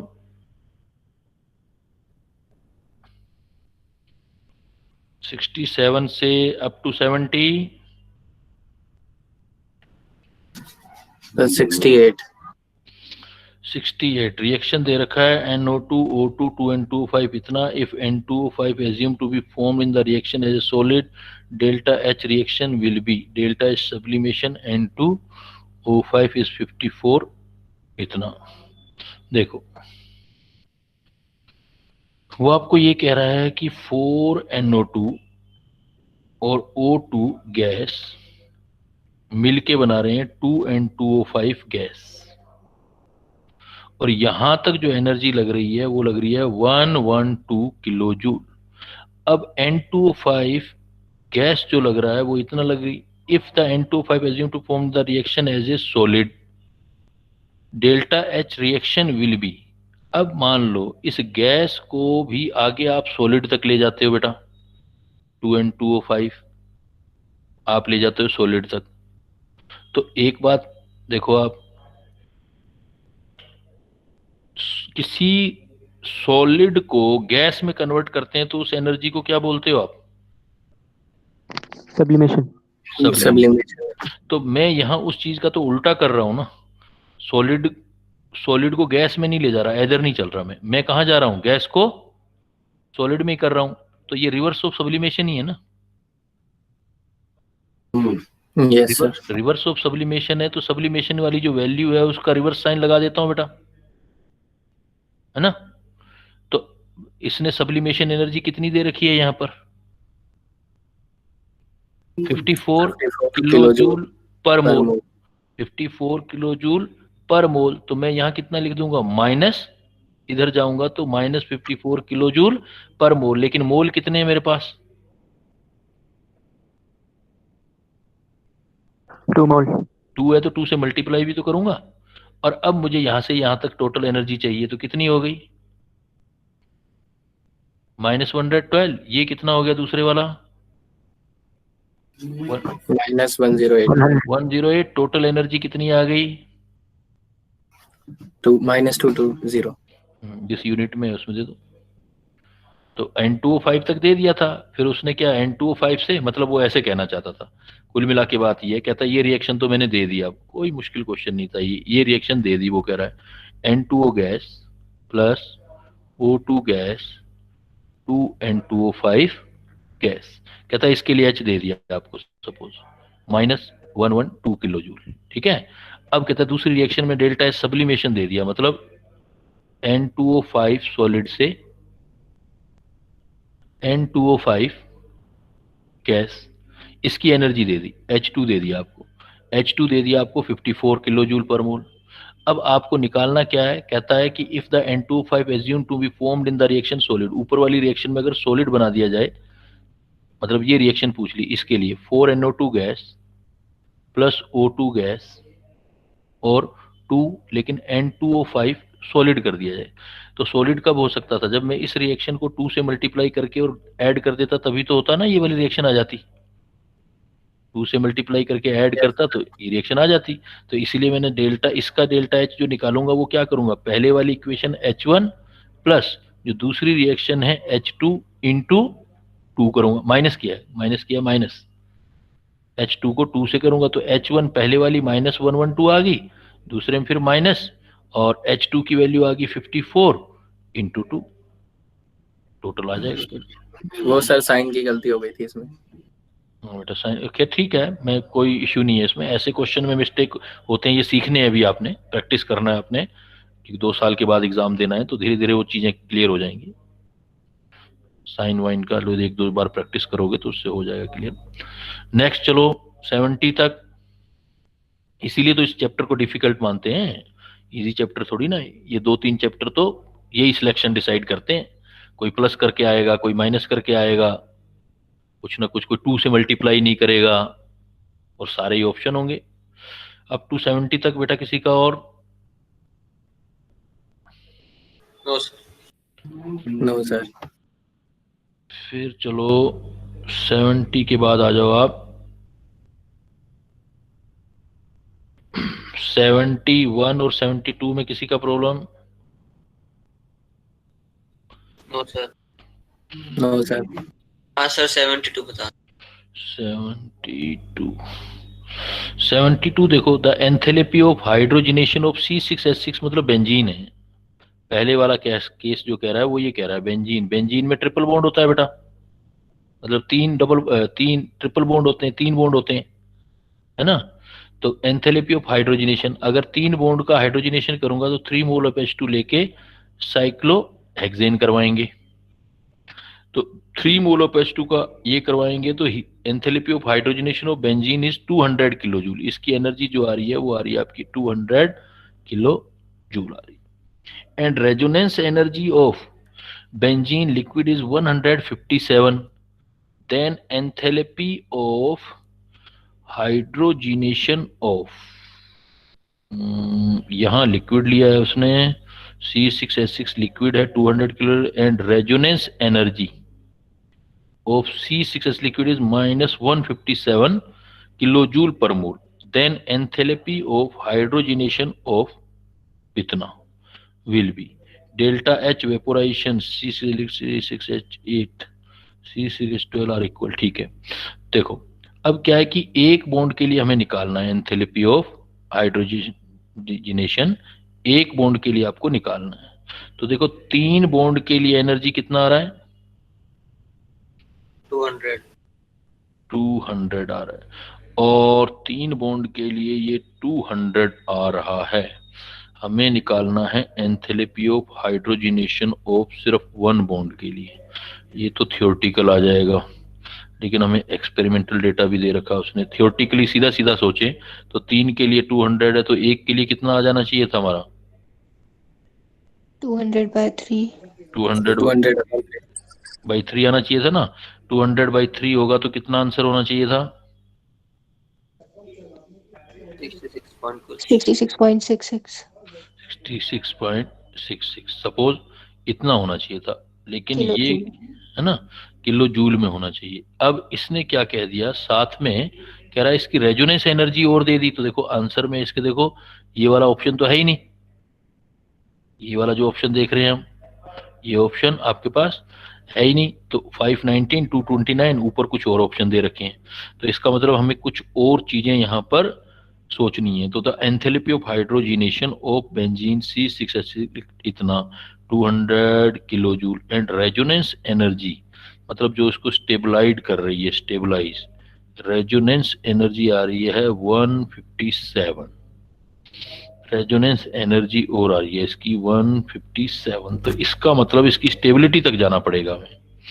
तो स्टेबिलिटी तक लें तो इसका स्टेबिलिटी मतलब रेजोनेंस, ये आगे ऑर्गेनिक आएगा तो और क्लियर हो जाएगा।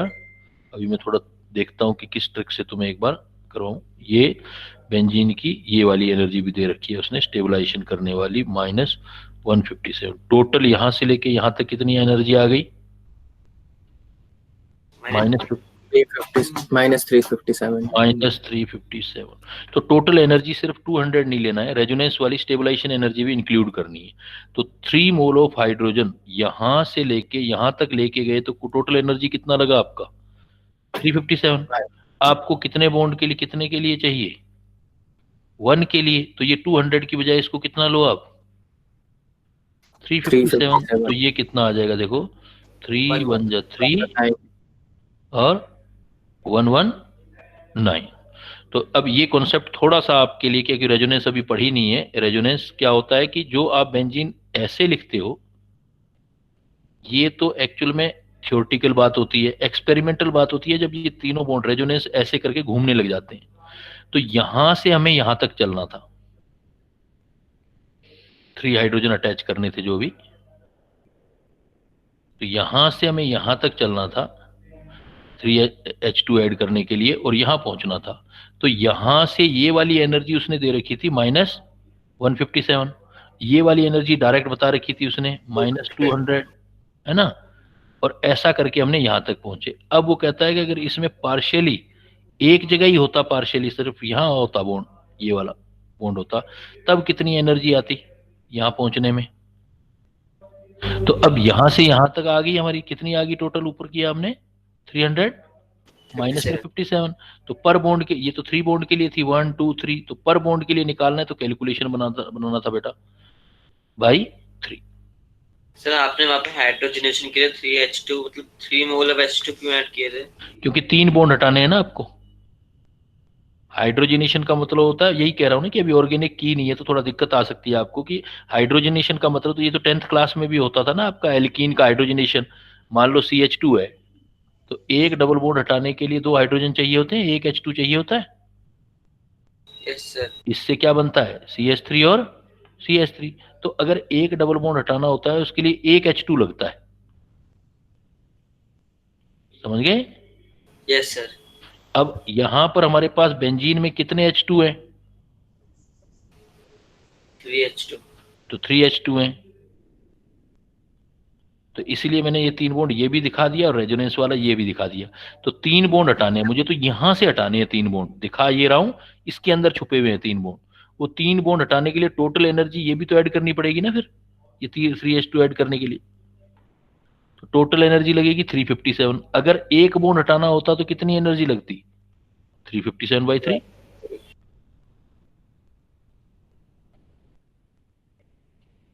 नेक्स्ट चलो बेटा 75 तक। 74।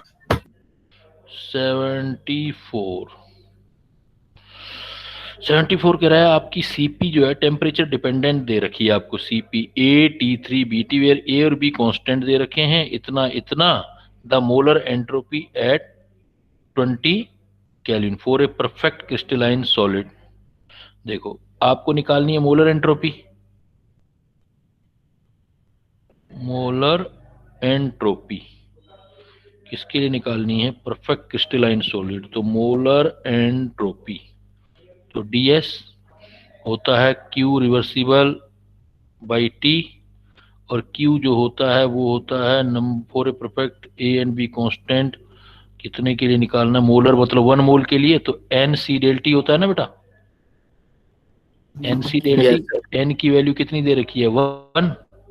तो DS अब आपको इंटीग्रेशन करना है इसमें C∆T का, तो C∆T का इंटीग्रेशन करना है।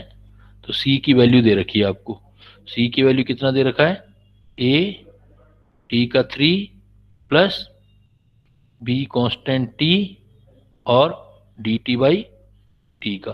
तो AT3 का T के रिस्पेक्ट कर दो और BT का T के रिस्पेक्ट कर दो, तो बाद में हम T की वैल्यू रख देंगे तो टोटल एंट्रोपी आ जाएगा।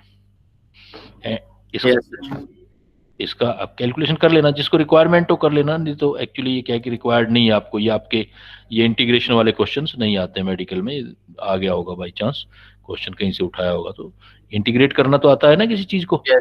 यस सर कर लेंगे।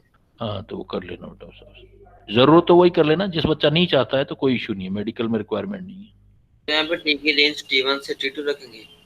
हाँ T1 से T2 जो भी आपका रेंज दिया हुआ है। Okay sir. या फिर यहाँ पे सर यहाँ पे N की वैल्यू 1 कैसे है? क्योंकि मोलर बोल रहा है बेटा। अच्छा हाँ हाँ, मोलर बोल रहा है। N का वैल्यू 1 रख देना। रेंज में T की वैल्यू 10 और 20 रखेंगे ना, क्वेश्चन में 10K और 20K गिवन था। हाँ 10K 20K तो लिमिट रख दोगे वो। Okay sir.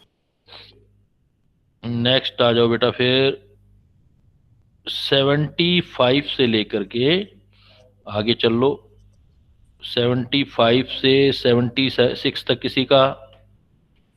सर 75। 75 में क्या था, 75 था delta G delta H T the variation of EMF। ये गलत आ गया बेटा क्वेश्चन आपके, ये क्यों आ रखा है, ये क्वेश्चन नहीं देना चाहिए था, ये +2 का क्वेश्चन है। Okay sir. है तो इजी, लेकिन आपने थ्योरी नहीं पढ़ी तो फिर कैसे कर पाओगे, इसलिए रहने दो। 76 से 77 तक किसी का। 76 77 आगे चले जाओ 79 तक बेटा, अप टू 79।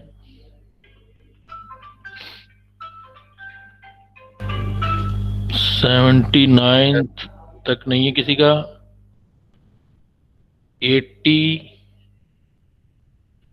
से लेके 83 तक, 82 तक,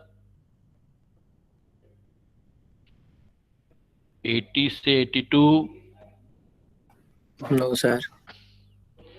फिर 83 से 85 तक,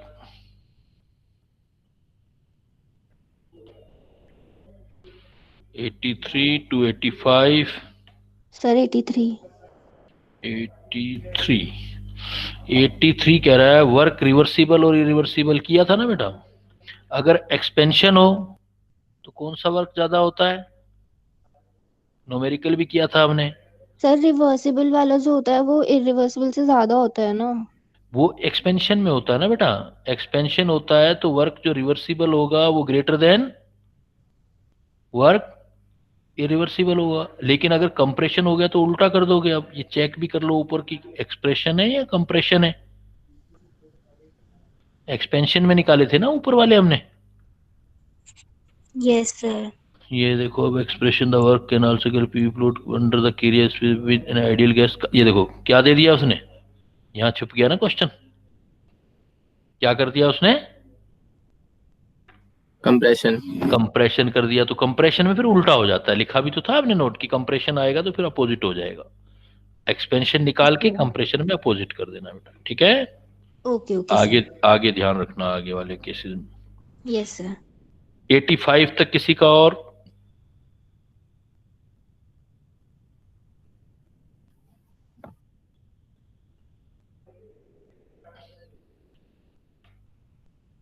पेपर टेस्ट आपका मुश्किल आ गया थोड़ा सा। 86 से 87 तक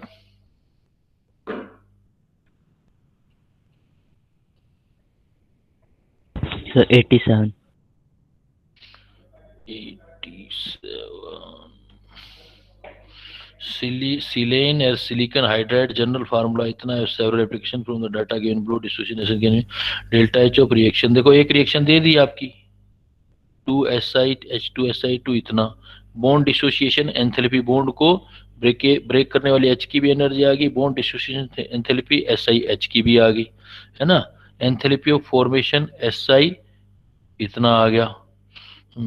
हमें निकालना क्या है? बॉन्ड एंथैल्पी ऑफ S निकालना है ना। तो देखो 2Si सॉलिड को 3H2 को ऐसे करके लिख दो, एरो Si2H6 तो इसको ऐसे करके लिख दो। इससे क्या है एक एक बॉन्ड आपका क्लियर हो जाए थोड़ा, है ना। ऐसे लिख दिया। अब क्या है कि इसकी एंथैल्पी ऑफ रिएक्शन निकालनी है। इस रिएक्शन की enthalpy of reaction is equal to bond energy क्या होता है? रिएक्टेंट माइनस प्रोडक्ट होता है ना। Bond energy yes sir. Si तो 2 Si तो हो ही गया हमारे पास, plus bond energy H2 3 bond energy HH, क्योंकि 2 H हैं, सिलिकॉन एक ही था इसलिए मैंने इसको ऐसे कर दिया। 2 लिखता तो फिर 2 Si ये तो वापस डिवाइडेड बाई 2 करना पड़ता मुझे, सिलिकॉन तो बैलेंस करना पड़ता ना। तो 2 Si का लिए आ गया 3BH माइनस। अब इधर देखो क्या आया Si bond energy of Si एक ही है, plus bond energy of SiH वो काउंट कर लो कितने हैं। देखो टोटल 1 2 3 4 5 6 हैं। अब वैल्यू पुट कर दो बेटा, सारे डेटा हैं आपके पास। Okay sir.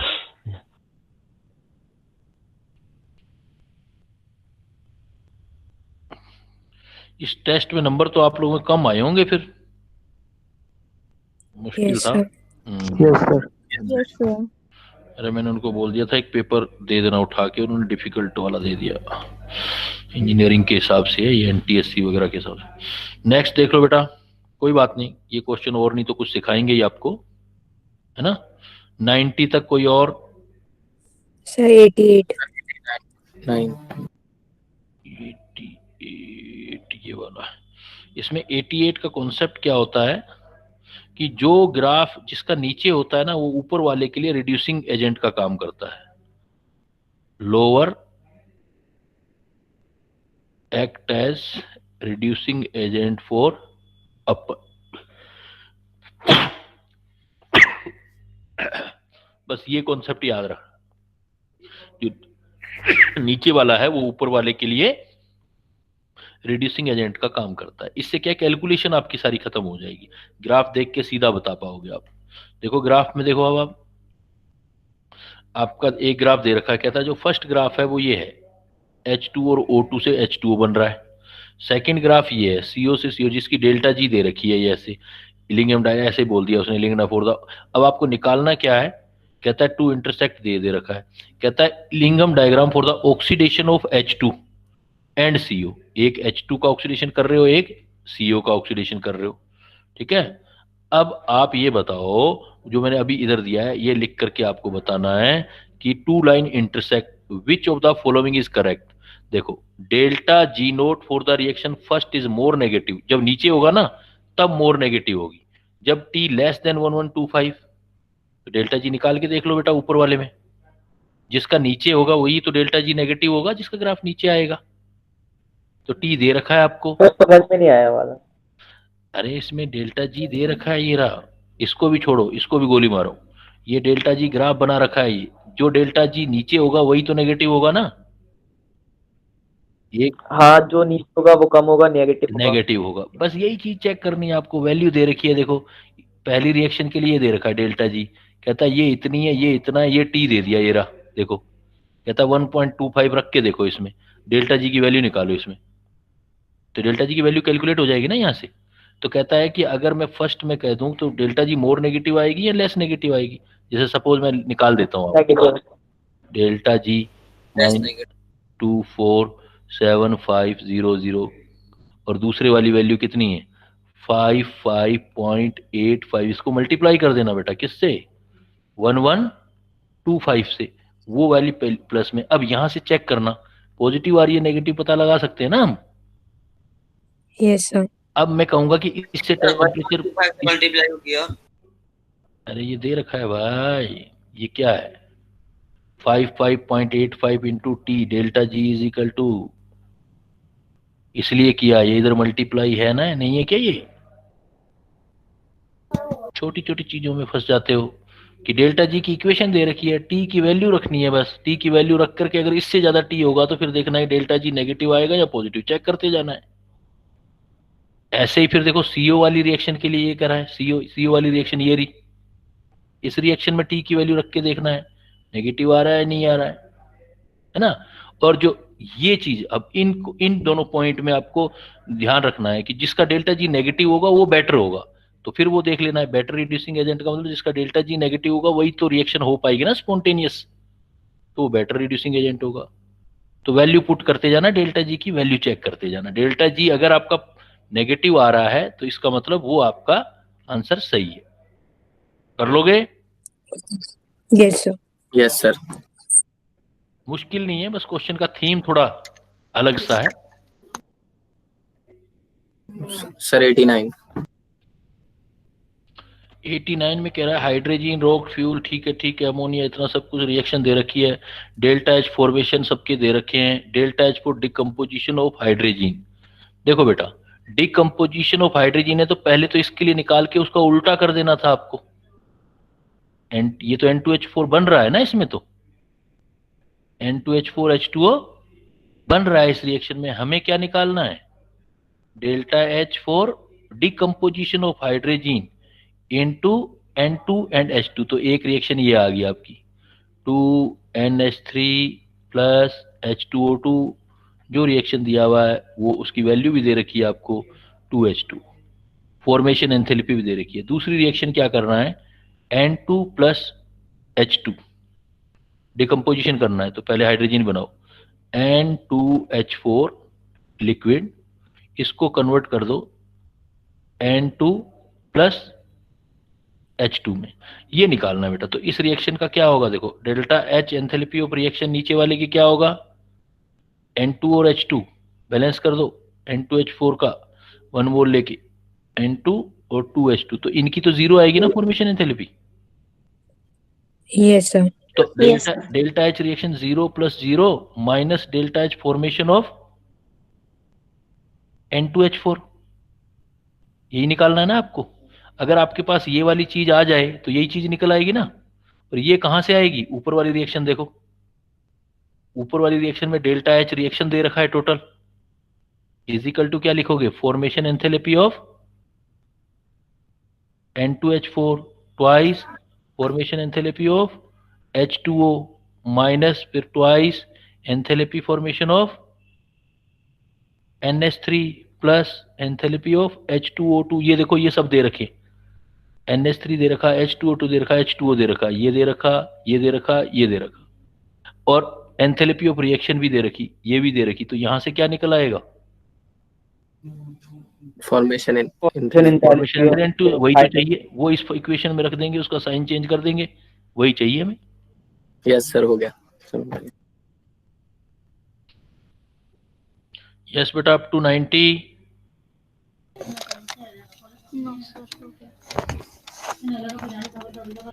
तो ये बेटा आपका सारा पेपर है, एक बार अच्छे अच्छे क्वेश्चन हैं इसमें, ऐसा नहीं है कंपटीशन 11th के लेवल पर थोड़ा सा हाई लग रहे हैं, लेकिन थीम जो है सभी क्वेश्चन का बहुत अच्छा है। तो हर एक क्वेश्चन जो को आपको ध्यान रखना है कि भाई क्या हम मिस्टेक क्या कर गए और यहाँ पर क्या नहीं करना था।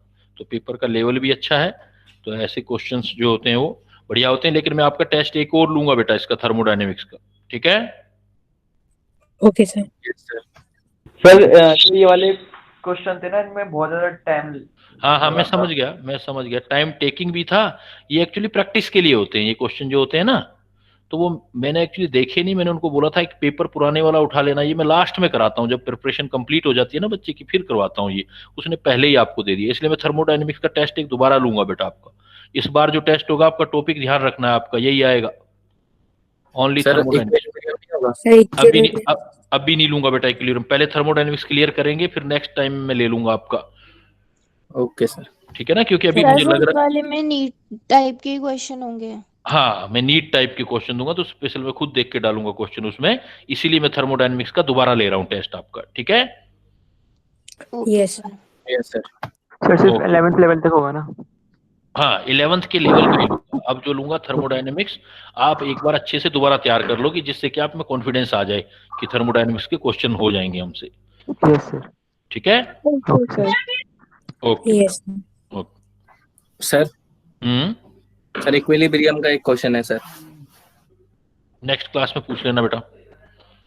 सर वो मैं आपसे सर मैसेज कर दूं सर ये व्हाट्सएप पे?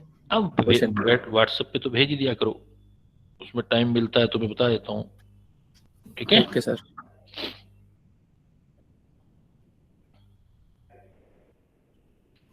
Good night sir. Good night बेटा, good night to all of you, and again happy new year. Happy new year. Same to you sir.